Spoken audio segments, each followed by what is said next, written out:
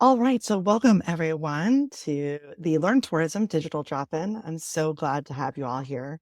As most of you know, I am a huge social media nerd, and I love talking about social media in general and strategy and all the different cool changes that are happening. I also love to talk smack about Meta. So thank you for joining me yet again for an installment of the Digital Drop-In, where we talk a tiny bit of smack about Meta and what's going on with them.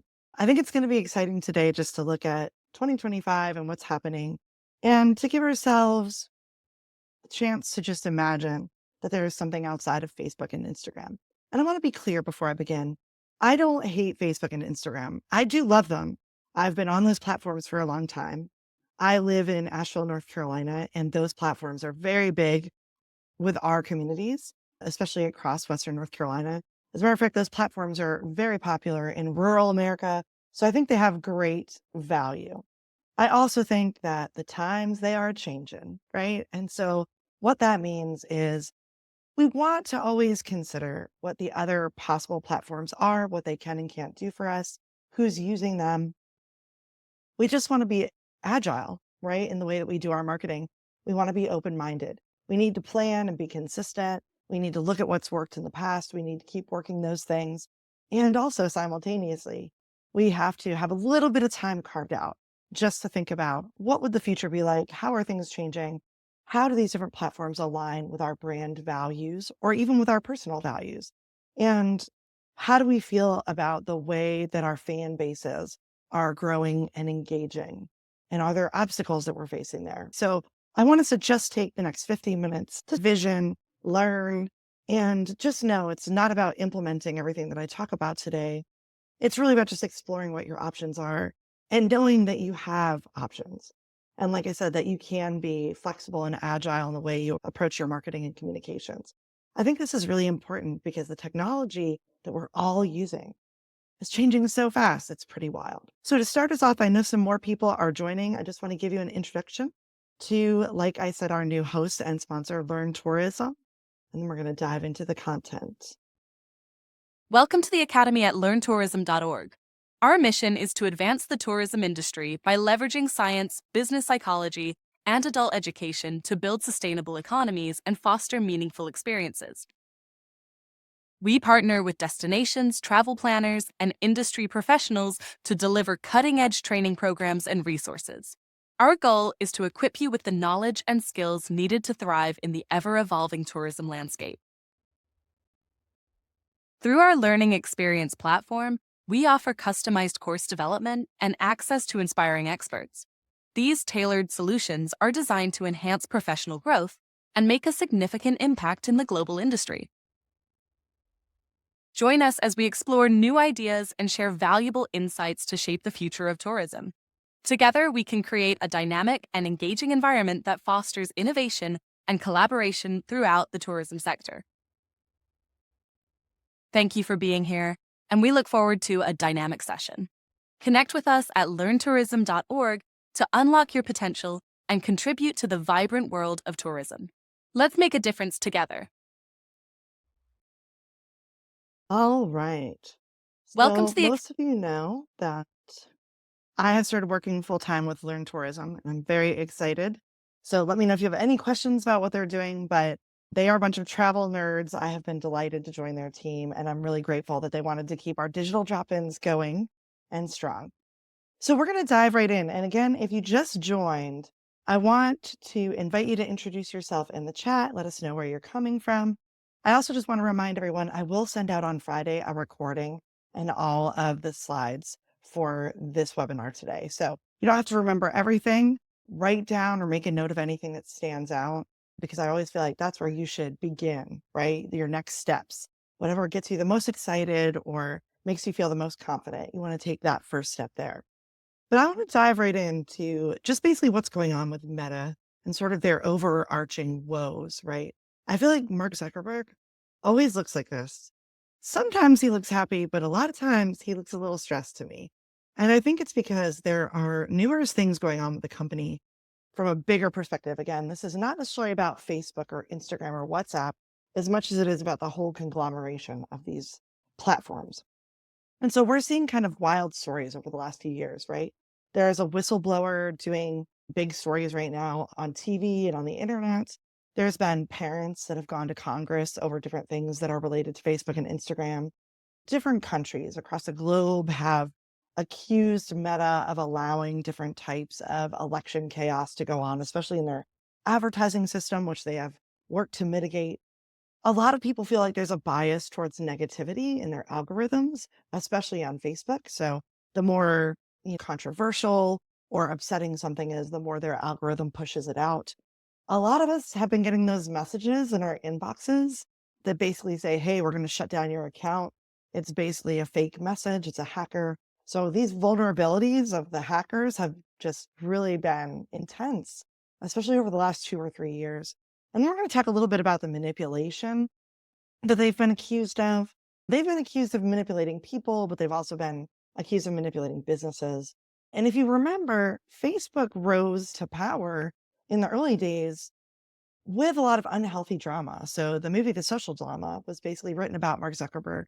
And it was not the most flattering movie, right? When it came out, it was showing that the whole company has this like underlying drama problem going on there.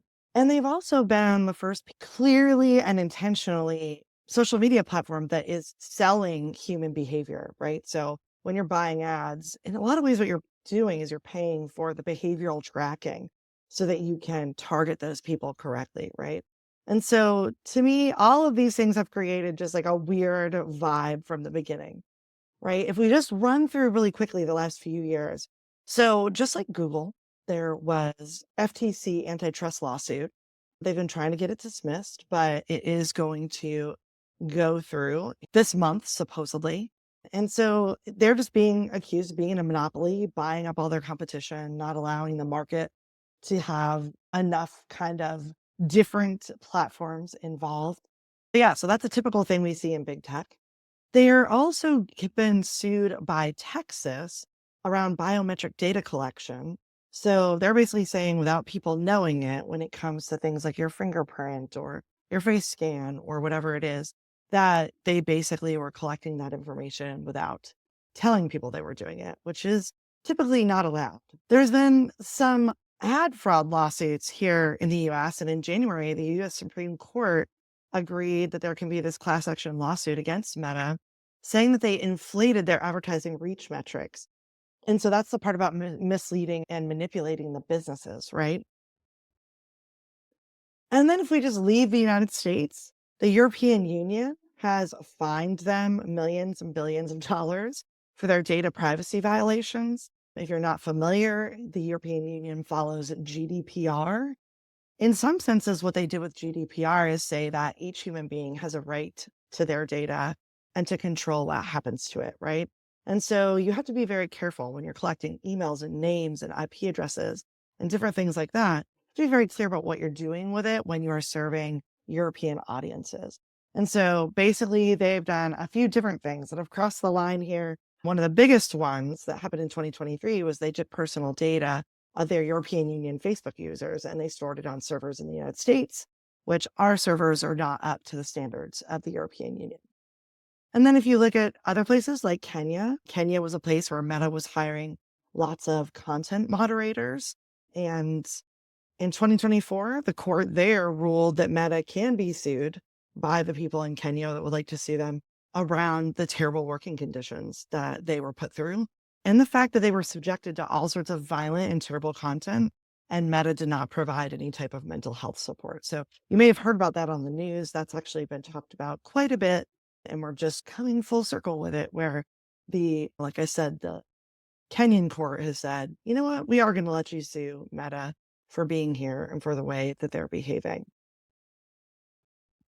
And yeah, Diane, yeah, the newest whistleblower book. Diane's mentioning in the chat, there is a whistleblower that wrote a book about working at Facebook and it's pretty powerful. She's also been doing interviews on 60 Minutes from Australia. It When they present it, sometimes I feel like they're being a little sensationalistic, but her stories and the things that she says are very powerful. And I do believe they're credible in a lot of ways based on lots of other information that you can learn about Meta as well. So what does this all mean? They're going through their own dramas. That's creating, I think, all sorts of just chaos and things like that that we end up dealing with. But how do I think this directly affects us? First is paid performance. A lot of people that I talk to have said that they have seen declining performance of their paid advertisements. So what they were getting out of their advertising before is not what they're getting out of it now, right? Like they're having to spend more for less reach, less engagement, less click through, less purchases if you're tracking actual purchases. So I think this is something I've heard from lots of different people anecdotally. It's also what I've heard from the experts. And I would even say it's not just Meta advertising that's seeing this drop in results from paid ads. That's actually happening on Google and other types of places as well. And there's lots of different factors that can contribute to this. It can be about the fact that so many of us are on there now buying ads, it becomes really competitive. There's changes in user behavior right now because of AI and because of the political climate. And also, privacy and security is becoming a bigger conversation in the United States. And they're having to really think through how they're doing things as we shift our expectations as a society here. And as the laws literally change, they have to be ready to shift. So if you've been doing, let's say, Facebook advertising for a long time, you might know that over the years they've changed what kind of targeting criteria you can have. And that's usually in response to the laws, right? The other thing that's coming up is these hacking risks. Hacking on Facebook, in my opinion, has become so rampant and so frustrating and awful.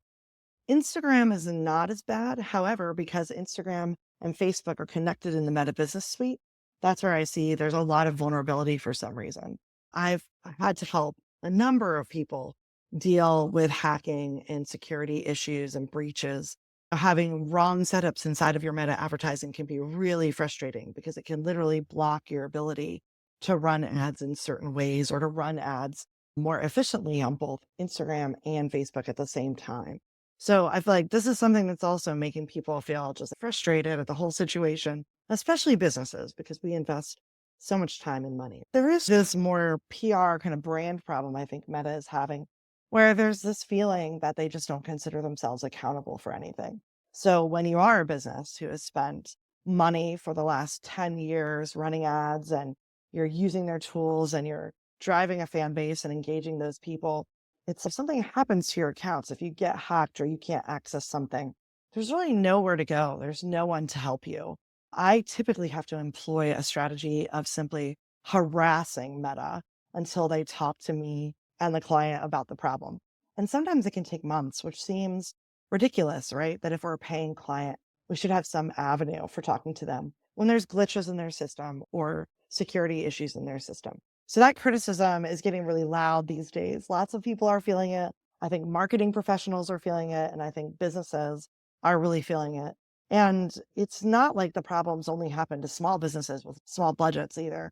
I've worked with clients definitely that have 60,000 or 100,000 fans. They're spending a few $1,000s a month and they don't get any better customer service all around. I think they're making everyone just feel stressed and unhappy. And at the same time, we have such strong audiences there. We don't want to just walk away and start over. So again, I'm not advocating that the answer is walk away, but I do think we have to think about what our options are and how we can have alternatives and other strategies that we're looking to so that if the worst case happens and we can't access something or we're just really frustrated with how things have played out, we want to take a step away and try something else, that we've already thought those things through and we have a plan in place. So I'm going to talk about 5 things today. I'm going to talk about LinkedIn. I'm going to talk about TikTok. I'm going to talk about Blue Sky. I'm going to talk about YouTube. And I think all of these things you may be touching on in some ways. And so one of the things I'm going to do is pop open our poll. And I'd like you to go ahead while I'm talking about this and let me know what y'all are using. And again, you can just hop in there and answer.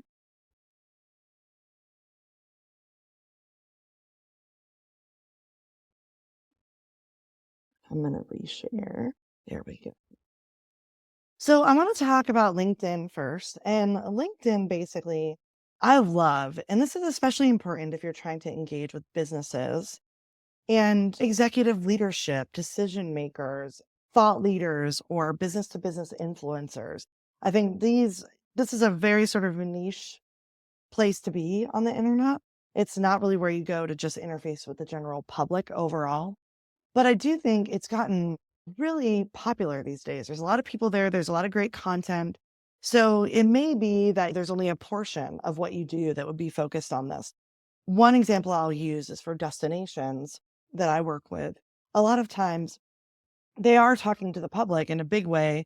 They want to just invite visitors to their region. They want to engage their local community. But sometimes they'll have certain parts of what they're promoting that has to do with meetings or conferences or certain types of events or things like that. And so that's where LinkedIn can be really valuable in connecting you into that type of market. If you have any corporate clients, if you want to wholesale things, those types of things, this might be a place that you'd spend some time.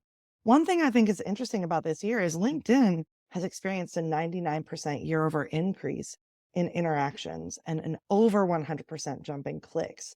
And so, again, they've seen a big boom over 2024 into 2025. And again, I think it's because there's quality content there. I think a lot of us that are in the professional sphere, we're not just there to network, we're also there to learn. I learn quite a bit on that platform now. And as an educator, I get to share things that I'm learning and invite people to learn alongside me. And there's a lot of value for me there. But you may think about what positives does this have? One thing that I think is interesting is even if you are more B2C and you go really to the straight consumers, there may be great industry groups, associations, things like that that you can connect with just to get support around what you're working on. And that's been another way that not just networking for clients, but networking with other creatives, networking with other educators, networking with people I meet at conferences and things like that, right? So this can be a great tool for activating that part of your network. Now, the top industries that we see on LinkedIn are basically professional services, right? And that sort of encompasses a lot of different things, but especially IT consulting and legal services. So those are going to be really strong if you're trying to tap into any of those markets. Also, manufacturing is really big there. So people that actually make things, right? There's actually a lot going on there. A lot of different textile stuff, a lot of different automobile people, right? So anything that you can make is represented there.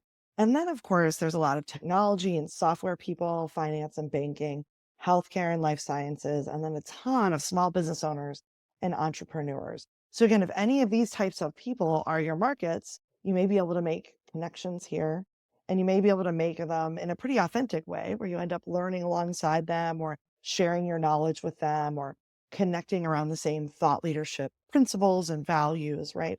Or in some ways, I think, again, this can be a support system too, for simply just building around you what you need to do what we talked about in the beginning, right? Which is stay agile, be flexible, be ready to shift when you need to. LinkedIn has definitely become a place that I'm keeping up with as part of my workflow so that I can stay on top of what's changing. Now, here's some really cool information LinkedIn demographics. And there's a bunch of different studies. So I pulled together the studies and gave you the ranges because depending on who studied and when, there's a little bit of nuance and how many people that they got to interview created some differences. But you can see it's really strong in a lot of different areas of age groups, right? But especially in that 25 to 34-year range. And I think that's because a lot of those people are at the beginning of their career or they're really on the move in their career in their 20s and 30s. And so we see them more active there. And especially because LinkedIn has a lot to do with jobs, getting jobs, applying for jobs, sharing your resume, networking to get a job.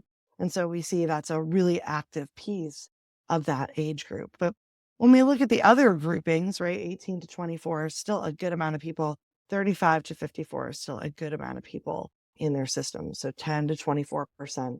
I know a lot of people my age, I'm about to be 50, and a lot of us are on there because, again, we're keeping up with our industries. The next thing I want to talk about is Pinterest. So Pinterest is at around 537 million monthly active users. I know LinkedIn is also over 500 million. Pinterest is, of course, a completely different vibe than LinkedIn, but I think it has the same sort of niche approach to how they've built their community. And there's a few things that make their community unique. One is People on Pinterest are like 93% self-declared online shoppers. They buy online more than once a month. They are excited to get on there and look for ideas, and they use the search bar a lot, like a little search engine. And they really dig into things that they want to buy, places they want to go, things that they want to do. And there's a lot of ideating, right? Anything they want to learn. They're going to go in there and look for not only boards and pins, but also accounts that really align with their creativity and align with what they're interested in. And we're seeing them put a lot more emphasis on e-commerce. I find Pinterest to be one of the strongest tools if you have an online store and you want to sell to more people. I think you can actually spend less time than you spend on Facebook or Instagram. And you can, if you do it correctly, get as many results, right? Or even better sometimes. And that's because the community is just more focused. And Pinterest has always focused on the click through. Every pin has always been tappable, right? So that I can go right to what I'm looking at. And that's very different than Instagram and Facebook, which really want you to continue scrolling the feed, right? And they've also really focused on this idea of discovery and exploration and inspiration. So I'm sure many of you are familiar with Pinterest being really popular in the wedding industry, right? And in the wedding industry, it's a lot about coming up with the ideas, seeing what other people are doing. And so this is something I feel is really strong for driving people to your website if you want to sell product, right? I do think LinkedIn is good at driving people to your website when you are, again, educating them, providing thought leadership, providing direction, or even things like free demos and ebooks and things like that. Pinterest, I feel there's again a bigger focus on engaging the community in a way where they expect to go look at websites. And so Pinterest is doing that more from that B2C perspective. The top categories on Pinterest are really focused on things like lifestyle, fashion, home industries, food. All of the visual arts are well represented here, crafts, fashion, right? Lots of different things around health and wellness, beauty, skincare, hair care, lots of travel stuff, insider travel tips. There's lots of people who blog about these various topics. And so Pinterest is a great tool to use alongside your blog if you're blogging regularly, or let's say you're a blogger, right? You're working on becoming more of an influencer, right? This can be an exceptional tool to use in that situation. And of course, like I said, food, drink, recipes, cooking techniques, all sorts of inspiration around what to do in the kitchen. These are some of the most popular things. Every year it shifts a little what sits at the top. I will say over the years, I know that the sort of foodie vibe has always thought of this. It's just been one of the biggest things on on Pinterest. And so that tends to be true as a longer trend if you looked at multiple years. Pinterest is 70% women. When I started years ago using Pinterest, it was 80% women. So they've actually engaged about 10% more men than they were doing before. I think that was intentional. You can see the breakdowns here. Again, they do really well in that 18 to 34 range, but still doing really well 35 to 54 still 17%, 10% of their audience are people in that range. And so if we think in the million, hundreds of millions of people that are using these tools, when we see 10%, that's quite a bit, right? So that's a lot of people that you can potentially engage there. It might not be Facebook's 2.5 billion, but I do think, again, when we talk about these types of tools, they're more niche, they're more specific. The people who are part of the community have behavioral things that are more driven by exactly what the community is about. So they automatically have a smaller community. I also feel like though there's less competition here in a lot of ways, especially when you're buying advertising. Pinterest, especially, I think can be really affordable. LinkedIn is B2B. I think they often are one of the higher range of advertising costs. But as far as B2C is concerned, I think Pinterest can rival Facebook and Instagram for sure. And US and Canada have about 98 million monthly active users, but Europe is also really strong. And then, of course, they're all over the world. So there's people from many different countries that actually make up the bulk. And then I think Pinterest is cool like Instagram is because there's all sorts of really creative trends that you can play with. And so these are just a few that for 2025 have been at the top of the list. My favorite is definitely Eclectic Grandpa. I don't know if anybody else is following that, but I love this trend. I think it's hilarious. I'm a big vintage fan, and I love this whole world where we're bringing back some of these older styles, like things that my grandpa wore back in the 70s. I love seeing this stuff re-emerge as a trend. And there's a lot of other things that are out there that you can play into. Cafe core, the sort of obsession with the at-home coffee station. What does it look like? How do you make your house feel like the cafe? If you love the ocean, Blue Beauty is pretty big right now. So again, just some things to think about if you want to get on Pinterest and freshen things up and play around. Have some fun with the trends that people are doing right now.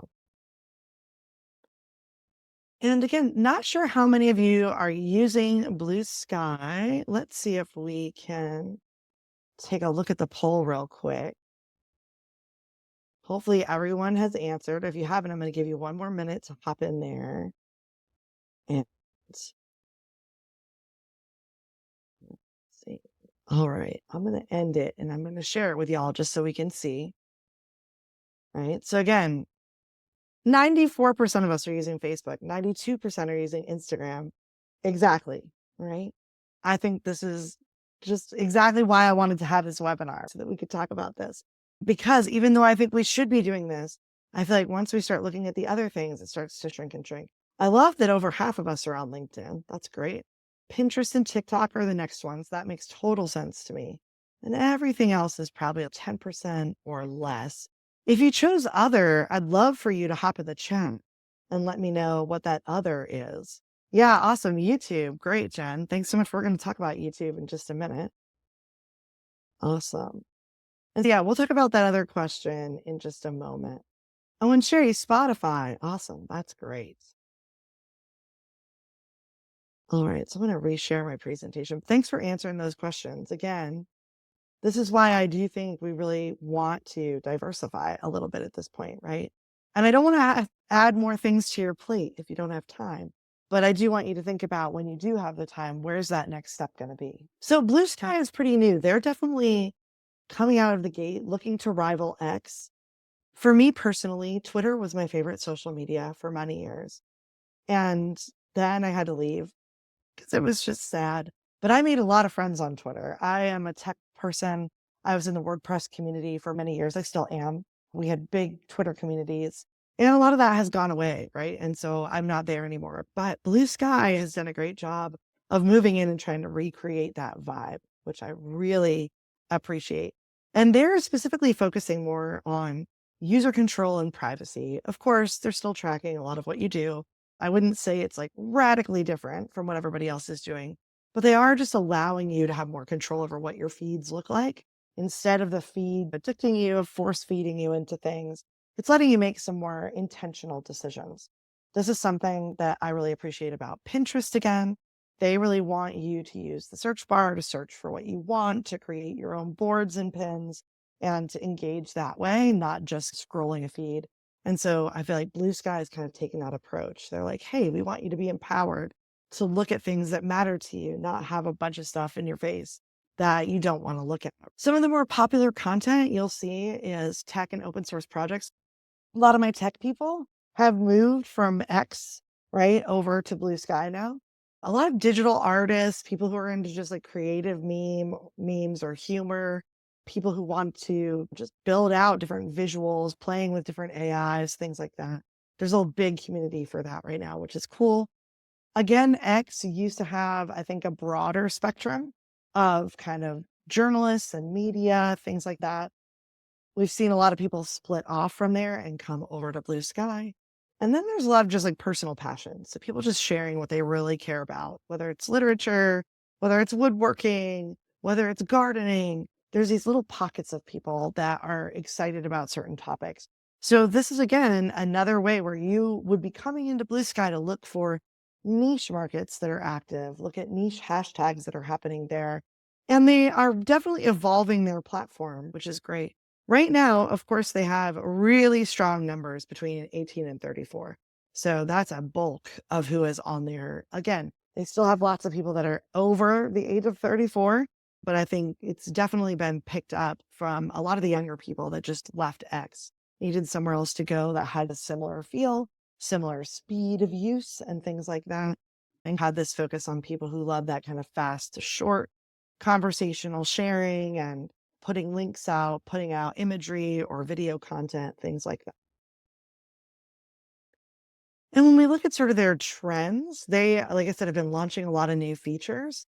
I think there's a couple different things that are really cool. Of course, they added video because they had to, right? Because every platform has video. So they needed to push into that. I do also like the way that they're handling content moderation and algorithms. So they're really allowing you to tailor how you experience content from your perspective more easily.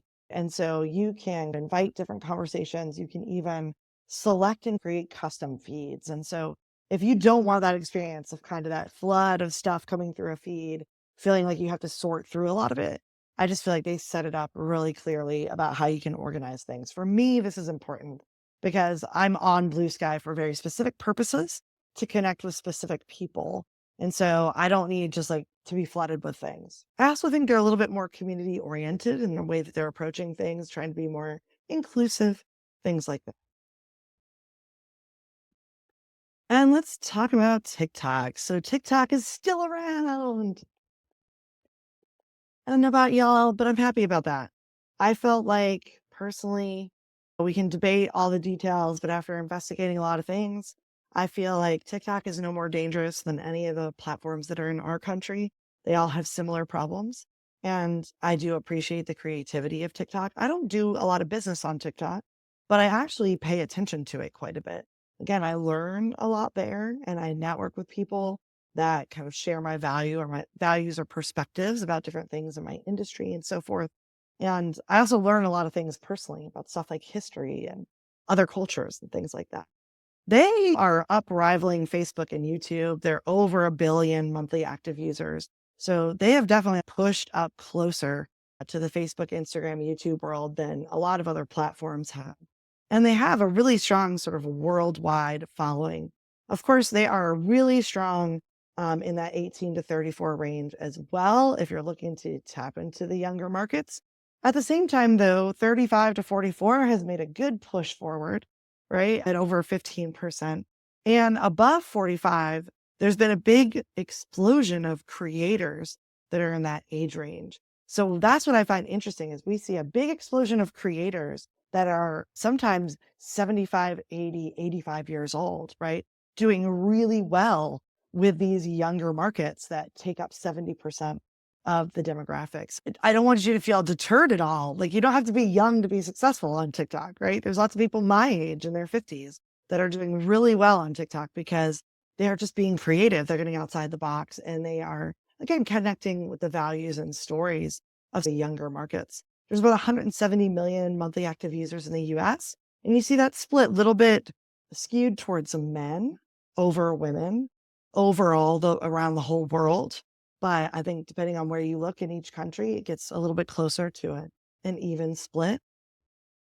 And then a lot of the categories or topics that are doing well on TikTok right now, of course, dance challenges, comedy, skits, anything you can do to be dramatic works here. But you'd be surprised at how well the educational content does. So teaching people a skill, teaching people about something that's happened, teaching people about something in the industry, all of these things can be really useful. And they don't always have to be, they can sometimes be very utilitarian and still win, right? So what you're teaching somebody or educating somebody on might be very simple and straightforward. The more creative you can be about how you talk about it, though, the more likely you are to get attention. There's a lot of DIY and life hacks. So again, that's related to the educational stuff, like little tips and tricks and easy things that you can do to make life easier, especially around your house or with technology, different things like that. Beauty and fashion, of course, we all know the makeup tutorial world is still alive and well. Fashion advice, really digging into style trends and things like that. And then there's a lot of health and wellness and fitness stuff that's really become very strong there. And not just physical fitness and physical wellness, but also mental, emotional. There's even a really beautiful, I think, kind of branch off of that world that's a little more spiritual, a little bit more about meditation or intuition. Using different tools, you can learn a lot of different things like tarot or runes or whatever it is, right? I find that stuff really interesting. And there's like a big community around that now. There's almost hashtags you can find in all of these buckets around very specific things that people are passionate about, talking about. And so again, it's almost like we have a broad spectrum and range here But when you are successful on TikTok and you really get attention and build a fan base, you actually are very niche communicating with people, right? So it's about taking your broader stories and really applying them to different people's lives and problems and questions and stuff like that. And then, of course, I threw in some popular trends for this. With TikTok, I'm sure everybody's familiar with the very demure, I'm never going to get tired of that trend. I think it's hysterical. The cartoonifying challenge. So, again, using different AI and different filters and things like that to create more sort of animated characters or comic book style things. I think it's cool when you can use your brand colors and you're to create that stuff. So that still has consistency with your brand, but you're also hopping into this sort of style of design that's trending and interesting on TikTok. Culinary experiments are getting really big. Again, I feel like Pinterest has always done really good in the foodie world. TikTok has really made a play for that world as well. And you can look up creators like Logan Moffat. There's a lot of like really unique stuff too that people are doing there. So just getting outside of the box again is always the answer, I think, on TikTok. British core, one of my favorites, is just celebrating UK culture. So understanding British life now and in the past. And again, educational storytelling, specifically around historical events. How do we recontext things or recontextualize things?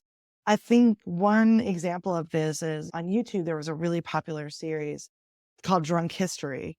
And it was like a comedic version of different stories of history. The history is accurate, but usually they're drinking and they're telling the stories. I think that was very popular and that kind of gave birth across social media to this idea that we can take history and play with it and relate it to things that we're doing now. And then finally, I know a number of you said that you're on YouTube. YouTube, of course, is up there with Facebook, up there with Instagram, at over 2 billion folks using it across the globe. So they are owned by Google. They're also the second largest search engine, owned by the first and largest search engine. So they are doing really well, not just from a social media perspective and growing the sort of activity of their subscribers and the people that are there for more influencer content and more TV and music and things like that. But I also think YouTube's going to continue to play a much bigger role in search engine optimization. I think as Google Gemini becomes more integrated with the Google search, we're going to see that search becomes very visual and interactive. And we're going to see a lot of things get pulled into the search for people to engage with and ask questions about and watch. It's going to come from YouTube into the Google Gemini search experience. And this is actually going to happen everywhere. So Bing is already growing and gaining a lot of traction right now. It's integrated with Microsoft's Copilot AI. ChatGPT is working on SearchGPT, and Facebook and Instagram, WhatsApp, they are all integrated into Meta AI. And so I think what we're going to see in the next year is search engine experiences become more like chatbots. And we're really interacting with these AI and they're answering our questions. We're refining our questions. They're bringing us social media content and videos and images, and we're talking back and forth with them. And so I really feel like that shift, YouTube, if you are using it, is going to become more powerful, right? It's going to become more useful, and strategizing around YouTube, especially around what kind of content you create, how you title it, how you use the description, annotating things inside of the video, all of that stuff, I think is going to become more valuable. So basically, getting really familiar with YouTube Studio can be really valuable. Now, again, the largest group on YouTube is 15 to 25 years old. But again, when we look at 18 to 44, it's 42%, right? Over 45 years old is over 37%. So YouTube sort of wins in its mass distribution, mainly, I think, because of its integration with Google and also that it's pretty much on everyone's television, right? And in a lot of ways, YouTube's merger with TV really expanded how deep it goes into different age groups. Again, 53% men, 47% women. The United States is not the leader in YouTube, which I always think is interesting. The leader of YouTube is actually India. They have quite a few people on there, 476 million. We're right around 239 million. But if you think about it, that is pretty much most of our country. So in the US, just like Facebook and Instagram are at that 90+% saturation, YouTube is as well. Again, YouTube kind of mirrors TikTok in a lot of ways. So really seeing their top popular topics are entertainment educational content. So when I was doing the research on this, I find there's a real relationship. And I think that has to do with some of the younger markets that TikTok and YouTube go together. There's people that are crossing over those areas and doing really well. And again, in the effort to diversify. So you had a lot of people that were doing well on TikTok. What happened was we thought they were going to get banned from the country. Those businesses started saying, oh, I need to diversify to make sure that I can still continue if we lose TikTok. They moved over to YouTube, right? And then YouTube has really had some significant growth in the older demographics in the last 2 years. So 65 plus has nearly doubled, right? Ages 50 to 64 has increased viewing by 62%. YouTube Shorts has gotten really popular, right? And so if you're not using that part of your YouTube channel, definitely start thinking about how that can play a role. There are a ton of amazing AI tools that can help you take long form content and make it short form, right? So I've been using a tool called Vidyard. I've also been using a tool called Descript, and they're spelled exactly how they sound, Vidyard and Descript. And if you just Googled those, you'd see there's these cool tools that will allow you to take long form and shrink it down with less editing time. I'm a big fan of this because I've spent a lot of years video editing. And then some of their trends that are going on, live streaming is really expanding there. So you're probably seeing more live streams where people can engage in the chat and things like that. People are even planning their live streams in advance and announcing them like a TV program. They're getting stronger with e-commerce. So I think they want to be able to rival Instagram and Pinterest from a shopping perspective. And Google also already has Google Shopping. So I think we're going to see some integrations there because of Google Gemini becoming a bigger part of the search engine. And I thought it was interesting in 2025, authentic and unpolished content is one of the trends, right? So being relatable, being transparent, not being so smooth and commercial looking all the time, but being real. That's a trend I really get behind. And I hope that we see more and more of that as we go forward. So we've got a few minutes. You can hop into the chat or you can hop into the Q&A. I want to make sure that if you have any questions today about getting into a new platform, exploring a new platform, they are able to ask them me. And of course, most of my slide decks always come with my contact information. You can always reach out and let me know if you have any additional questions or things you just want to share with me about what you're working on. And as we often say at JV Media Institute, and now Learn Tourism, you do amazing things more people should know. So I hope that what we're talking about today is helpful in you figuring out how, again, you can be more agile and ready if you need to take your fan base somewhere else. And so I see these questions. So we're going to hop in here and answer some of these. So should we look at TikTok for baby boomer demographics? So again, Betsy, yes, you could look at TikTok for that. Again, it's a smaller number. I don't remember off the top of my head what that number was, but I feel like it was maybe 8%. It was down 10% or lower. So again, there's over 1 billion people on there. So if we're looking at 8% of 1 billion, that's a decent amount of people, right? What I would do is get on TikTok yourself if you're not already on there and look for hashtags related to what you are interested in talking about and what you think your audiences are interested in. And then go look at the comments, go look at what's happening when people use those hashtags and what type of content they're putting out. Just set like a 30-minute timer and go explore it. And then maybe next week, take 30 minutes and explore it again. And you'll start to see, does this feel right to me? Does this feel like somewhere I would want to be? And Marina, yes, for all of you, if you've never seen Drunk History, please, your homework is to watch it. It's one of the funniest things ever and one of my most favorite YouTube series ever. Stephanie, I see, is there an AI tool you know of that takes horizontal video and renders it into vertical video to be able to use the same shoot edit on both YouTube and IG? So yes, both of the tools that I mentioned, Vidyard and Descript, they will actually both do that. You will have templates that you can use. Now, it can't render the horizontal video and change it into a vertical. All it can do is crop that video, right? And so, because you can't take something you shot vertically or horizontally and just take that shot and make it vertical, it's not possible. So you do want to be prepared that if you didn't shoot something horizontally that can be cropped very well, it's going to be problematic. However, they have some great templates in there.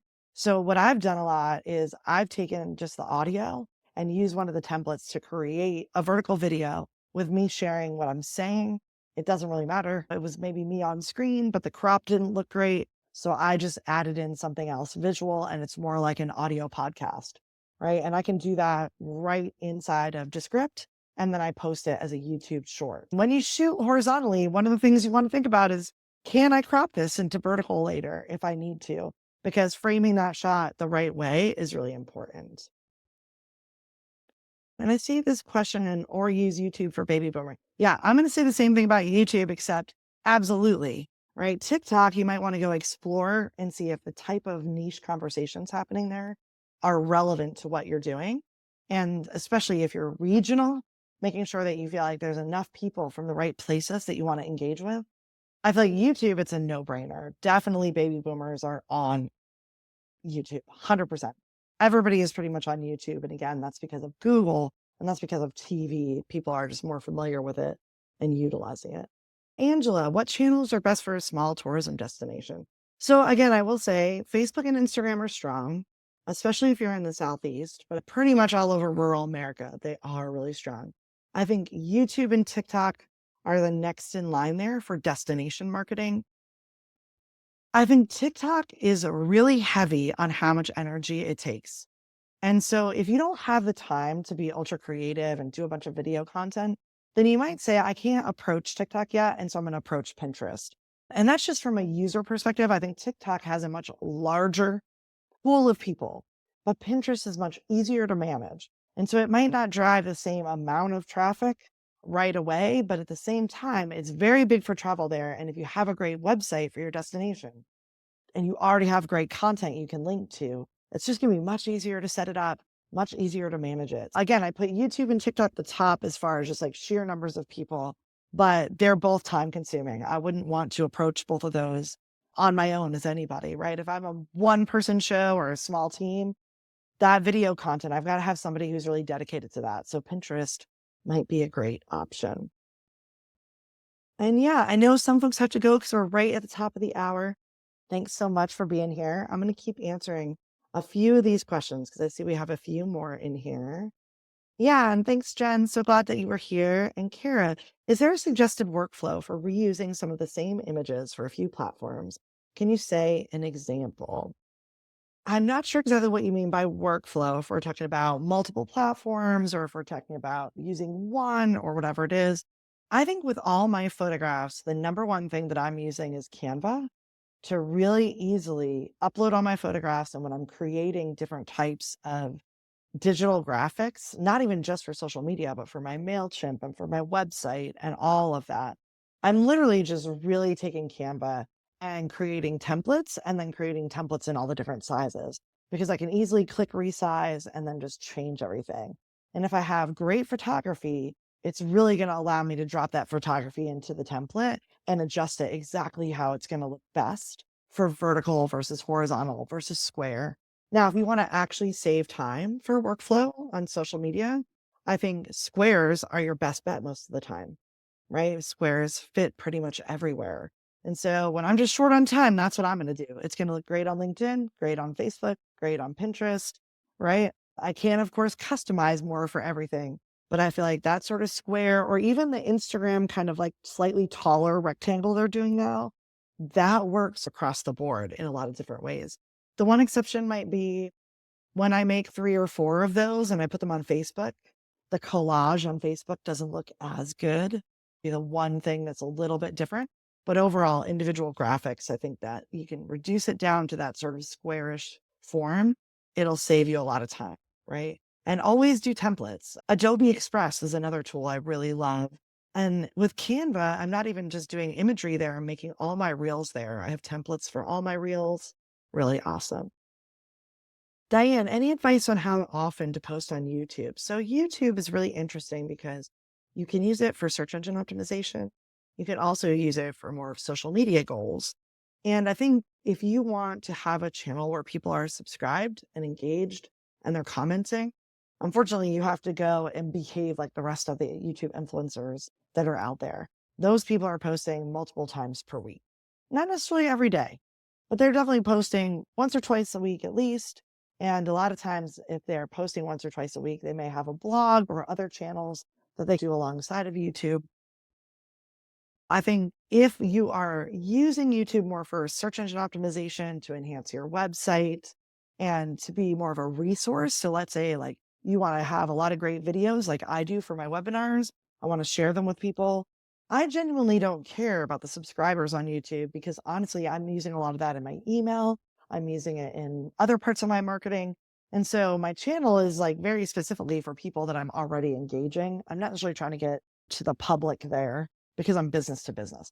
And so that allows me to post much less frequently because I'm then just taking the link or taking the video and like sharing it out across other channels like LinkedIn that are going to do really well. So I think it's just about defining where you're at. The other piece of advice I would give you is just what can you do, right? What can you realistically do with video?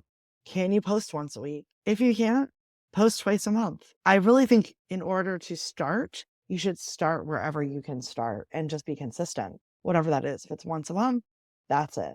If it's twice a month, that's it. If it's 3 times a week, that's it. Just commit to it and do it, right? And create an actual content strategy. Do some research. What do you want to talk about? Research the hashtags, create some assets in advance. So making videos is easier for you. Plan out where you're going to shoot them, plan out a bunch of topics in advance so that you can really create a workflow that works for you. And awesome. Hey, everyone. I'm so glad this was helpful. I really appreciate all the feedback. Marina, the other video tool besides Vidyard was Descript, Descript.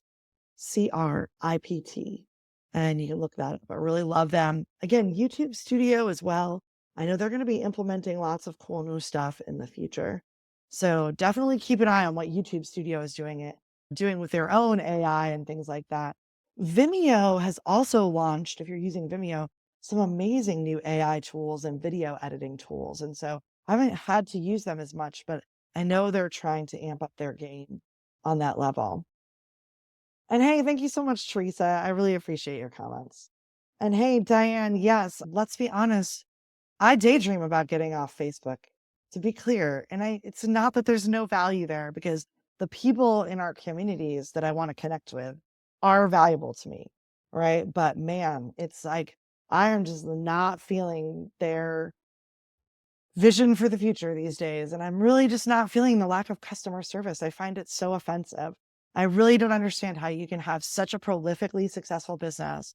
You can have billions of people using your platform, hundreds of millions of businesses using it, but you don't feel any responsibility for their experience there. I just feel like that's basic tech, right? User experience and caring about people being able to be safe and secure and their data is secure and they're not getting hacked and they're not investing money in your platform and then losing everything and having to start over.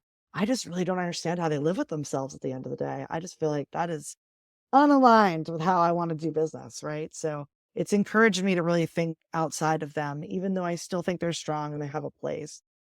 But hey, I really love all your feedback. Thank you so much. So glad this was helpful. Have a great rest of your week. And again, I will send out the recording and the slide deck on Friday. And if you have any questions, don't hesitate to reach out to me and let me know what you're working on. Have a great day. And I hope I will see you next month at our next digital drop in.